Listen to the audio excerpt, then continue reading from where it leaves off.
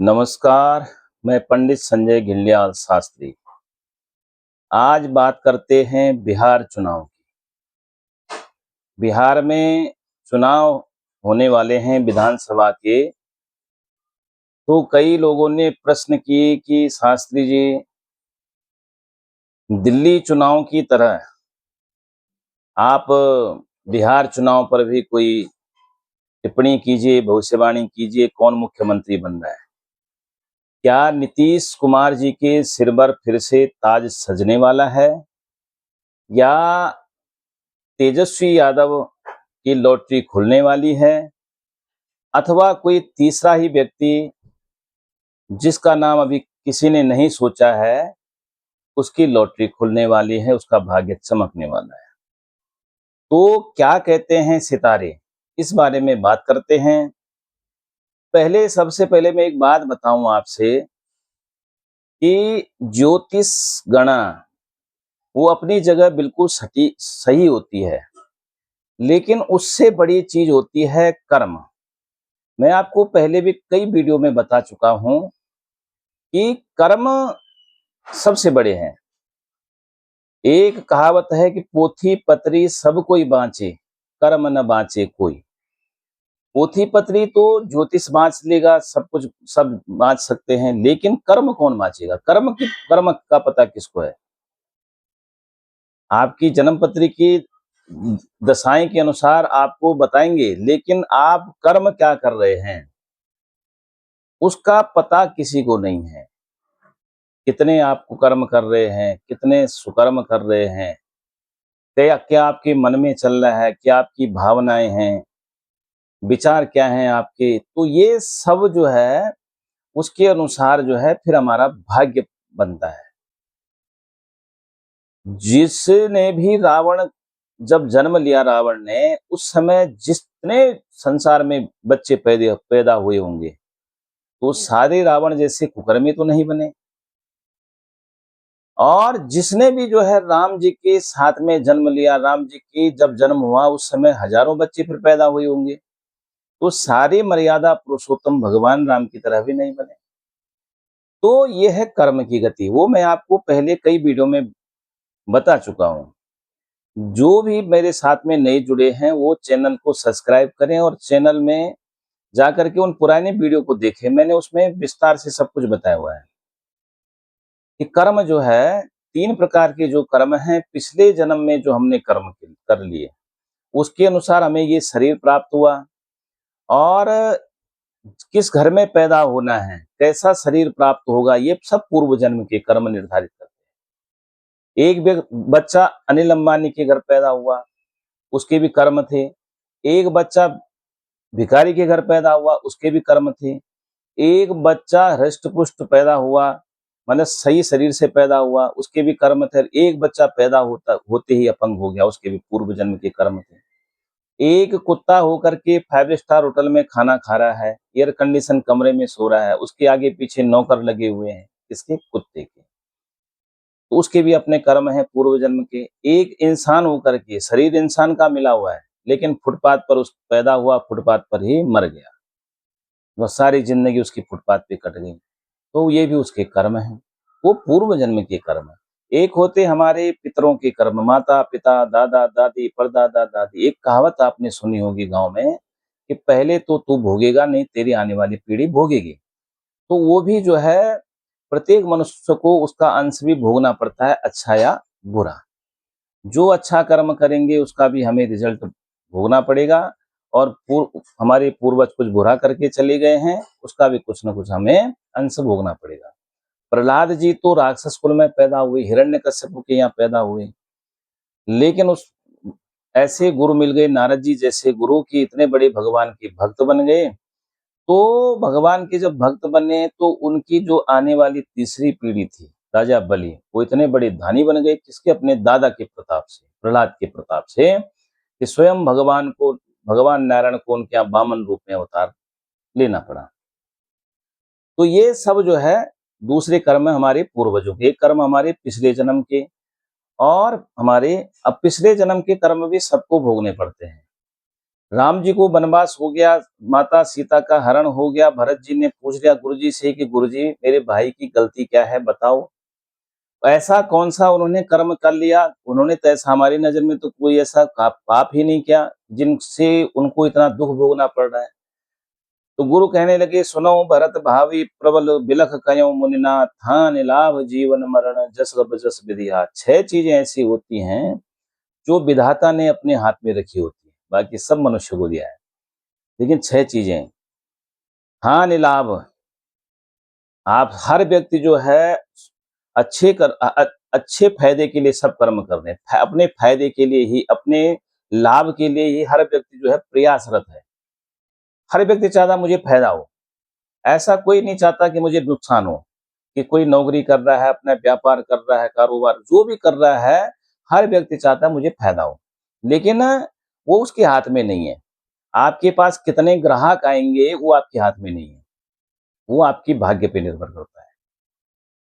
वो भगवत कृपा पे निर्भर करता है। सेम दुकानें 2 एक ही चीज़ की 2 दुकान एक सामने, लेकिन एक दुकान में भीड़ लगी हुई है, एक में एक ग्राहक भी नहीं है।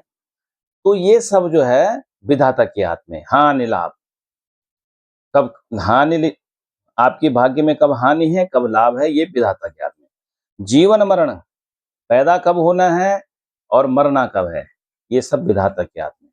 कितना बड़ा ज्योतिषी है, कितना बड़ा ही जो है विद्वान आदमी है, लेकिन आपकी मृत्यु की तारीख, आपकी मृत्यु का कारण, आपकी मृत्यु की तरीकों को नहीं बता सकता कि कौन-सी बीमारी से आपकी मृत्यु होगी, कहाँ मृत्यु होगी। एक कुंडली एक आपकी अंदाज़ बन सकता है, लेकिन 100% आपको नहीं बताया जा सकता कि भई फलाने दिन पे आपकी मृत्यु होगी। तो हानि लाभ जीवन मरण और जस अब जस, आप जो है कोई अच्छे कर्म कर रहे हो, कई लोग बुरे कर्म कर रहे हैं, लेकिन फिर भी उनका नाम चल रहा है। कब तक चलेगा वो भी विधाता जानता है। और कई बार आप अच्छे कर्म कर रहे हो, लेकिन फिर भी आपकी इतनी तारीफ नहीं हो रही है। घर परिवार में भी आप जानते हो, कई बार घर परिवार में भी आप अच्छे कर्म कर रहे हो, आपने बड़े बुजुर्गों का पूरा सम्मान कर रहे हो, लेकिन वो क्या कर रहे हैं, आपको उतना उसके बदले आपको उतना सम्मान नहीं दे रहे हैं। तो ये सब विधाता के हाथ में है। तो मैं क्या कह रहा हूँ कि ये 6 चीजें विधाता के हाथ में। कर्म, तो आपके कर्मों से ही आपका भाग्य बनता है। जिसने भी, अब बात करते हैं बिहार चुनाव की, मैं वही बात कर्म के आधार पे बता रहा हूँ कि जो भी नीतीश कुमार के साथ में पैदा हुए होंगे, उनके साथ में सारे तो मुख्यमंत्री नहीं बने। जो तेजस्वी यादव के साथ में पैदा हुए होंगे, जितने उस दिन, उस समय पे, उस घड़ी मुहूर्त में जिनकी कुंडली एक जैसी बनी होगी, सारे तो उप मुख्यमंत्री के पद तक भी नहीं पहुंचे होंगे। तो ऐसा नहीं है, कुछ हमारी कर्म हैं, कुछ हमारी पूर्वजों के, कुछ पिछले जन्म के। अब कर्म, कई प्रकार के कर्म होते हैं। हम मन से कैसे कर्म कर रहे हैं, व्यवहार से कैसे कर्म कर रहे हैं, हमारी सोच क्या है, हमारे विचार क्या हैं, हमारे घर के अंदर के, तो ये सब कर्म हैं। तो उन कर्मों को कोई कौन बाँचेगा? आपको किसको पता है उस बारे में? लेकिन एक ज्योतिषीय गणित के हिसाब से मैं आपको बता रहा हूँ कि भैया अभी क्या हिसाब चल रहा है। तो ये नीतीश कुमार जी की कुंडली मैंने निकाल रखी है, और तेजस्वी यादव की कुंडली को भी मैंने थोड़ा-सा पढ़ा। तो अभी का जो रिज़ल्ट अभी की जो दशा, महादशा, अंतर्दशा ये सब बता रही हैं, क्योंकि देखो एक चीज़ और बता रहा हूँ मैं आपको, थोड़ा-सा आप वीडियो लंबी हो जाएगी, ध्यान से सुनना, तो आपकी समझ में आएगी ये सब बातें। कि देखो जब युद्ध होता है, तो युद्ध में जो है, जो राजा होता है, मुख्य होता है वो। लेकिन राजा के पीछे कितने सैनिक हैं, उन सैनिकों की भावना, उन सैनिकों के ग्रह भी राजा के साथ में काम करते हैं। मुख्य तो राजा हो गया, राजा के ही कारण पूरे सैनिकों की दशा निर्भर करती है। तो अभी एक तरफ जो है नीतीश कुमार राजा है, युद्ध, ये भी युद्ध की तरह है। देखो जब जो है चुनाव हो रहे हैं, तो चुनाव भी एक युद्ध की तरह है। उस युद्ध में कौन बाजी मारेगा? तो एक तरफ के राजा हो गए, जो एक तरफ का गठबंधन है, उसके राजा कौन है इस समय? नीतीश कुमार। और एक तरफ जो गठबंधन है, उसके राजा हैं तेजस्वी यादव। तो जो नीतीश कुमार की जो कुंडली है, वो अभी तेजस्वी यादव से जो है कई अच्छी कुंडली बता रही है ग्रहों के हिसाब से। उनके राजा बनने के योग ज़्यादा लग रहे हैं। तेजस्वी यादव की जो है कुंभ लग्न की कुंडली है, उसमें भी राजयोग बना है, लेकिन अभी नहीं, अभी उनको वक़्त लगेगा, समय लगेगा। और नीतीश कुमार की जो कुंडली है, उसमें राजयोग तो है, लेकिन अभी आने वाले जो है 1-2 साल के बाद जो है, उनका मार्गीय भी बन रहा है कुंडली के हिसाब से। क्योंकि मैं अब पूरी आपको दशा, महादशा, अंतर्दशा बताने बैठ जाऊँगा तो बहुत लंबी वीडियो हो जाएगी, और फिर सामान्य लोगों की समझ में भी ये चीज़ें नहीं आ पाएँगी। तो मैं एक साधारण भाषा में आपको समझाने की कोशिश कर रहा हूँ कि नीतीश कुमार जी की जो कुंडली है, उसमें जो है राजयोग तो बन रखा है, लेकिन इस समय क्या है कि ग्रहों की ऐसी उठा-पटक हो रखी है कि बहुत साधारण तरीके से उनको राजगद्दी मिलने वाली नहीं है। यानी इस समय उनके लिए बहुत प्रयास करना उनको पड़ेगा, और इस समय नीतीश और तेजस्वी से अलावा तीसरे की भूमिका महत्वपूर्ण हो सकती है।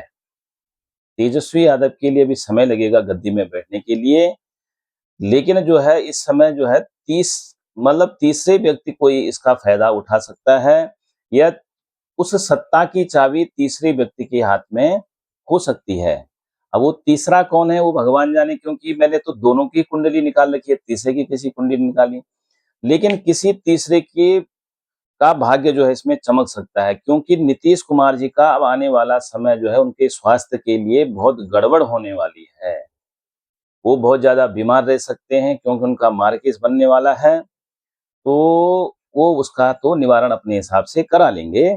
लेकिन जो सत्ता की चाबी है, राजयोग तो नीतीश जी का मैंने जैसे बताया कि बनने वाला है, मतलब बना हुआ है, वो उसी राजयोग के कारण वो उस गद्दी में बैठे हुए हैं। लेकिन अब आने वाला समय बड़ा चुनौतीपूर्ण उनके लिए बन जाएगा। और मैंने दिल्ली के रिजल्ट के बारे में भी आप इसमें इसी चैनल पे पूरी एक वीडियो बनाई थी कि मैंने कहा था कि इस वर्ष जो है केजरीवाल जी को मुख्यमंत्री पद नहीं मिलने वाला है। वो भी आप वीडियो देख सकते हैं जिसने नहीं देखा। और मैंने जो है जिस समय लोग कह रहे थे कि मोदी जी की 400 सीटें आ जाएँगी, उस समय की मैंने भी वीडियो उस समय भी बनाई, उस समय भी कई वीडियो बना कर के अन्य चैनलों पर भी डाल रखे हैं कि जिस समय बताया कि उनकी 400 सीट के 300 सीट भी उनकी नहीं आने वाली हैं, वो वीडियो भी मैंने बना रखी है। और बाकी तो विधाता जानता है सब कुछ, विधाता के हाथ में है कि क्या होगा। लेकिन एक ज्योतिषीय थोड़ा-सा गणित के अनुसार मैंने आपके सामने बात रखी कि बिहार चुनाव में क्या होने वाला है। तो मैं आपकी राशि के अनुसार भी वीडियो बनाता हूँ कि कौन-सी राशि पर कब कौन-सा ग्रह गोचर करके और कौन-सी राशि के लिए शुभ होने वाला है, कौन-सी राशि के लिए अशुभ होने वाला है। इसकी वीडियो भी मैं बनाता रहता हूँ। अभी मैंने कर्क राशि में के लिए बनाया है कि कर्क राशि में गोचर कर रहे हैं कौन? गुरु, बृहस्पति, और कर्क राशि वालों के लिए कैसा समय रहने वाला है।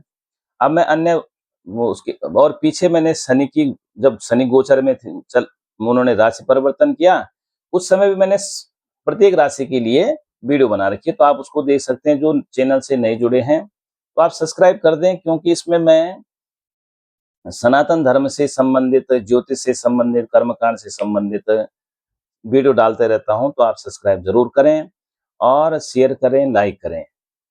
तो अब आगे आप वीडियो में देखोगे, जो अब आगे आने वाली वीडियो है कि ये जो धनतेरस है, दीपावली है, इस समय जो है कैसे ग्रह नक्षत्र किसके लिए शुभ होने वाले हैं, किस पर धन की वर्षा होगी और किसका हाथ खाली रह सकता है, राशि के हिसाब से किसका व्यापार चमकेगा, किसके लिए जो है ये समय बड़ा शुभ है। तो आप आने वाली इस वीडियो में इसको देख सकते हो।